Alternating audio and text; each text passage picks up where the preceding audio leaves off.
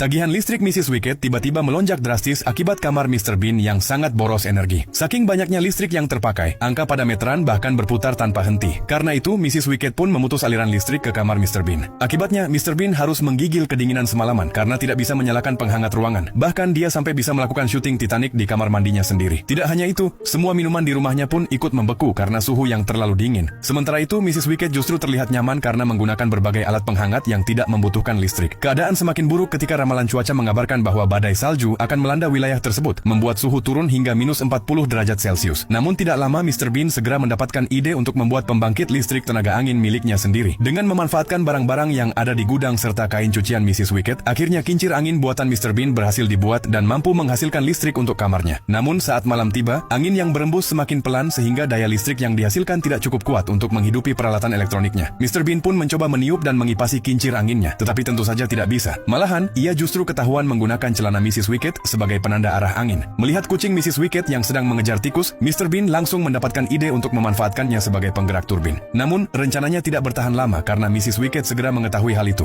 Keesokan harinya, angin bertiup sangat kencang. Mrs. Wicked yang ingin menggunakan mesin pemanas rambut mendapati semua stop kontak di kamarnya sudah penuh. Akhirnya, ia pun memanfaatkan listrik dari kincir angin buatan Mr. Bean. Namun, tidak lama kemudian, Mr. Bean menyadari sesuatu yang janggal. Ternyata angin yang terlalu kuat membuat kincir anginnya menghasilkan daya listrik berlebihan hingga merusak berbagai peralatan elektroniknya. Sementara itu, mesin pemanas rambut Mrs. Wicked juga menjadi terlalu panas hingga membakar rambutnya. Melihat kejadian itu, Mr. Bean segera menghubungi rumah sakit. Namun saat ambulans tiba, ia justru teringat pada kunci meteran listrik yang disimpan Mrs. Wicked dan segera mengambilnya, membuat Mrs. Wicked harus mencemaskan tagihan listriknya yang pasti akan kembali membengkak selama di rumah sakit.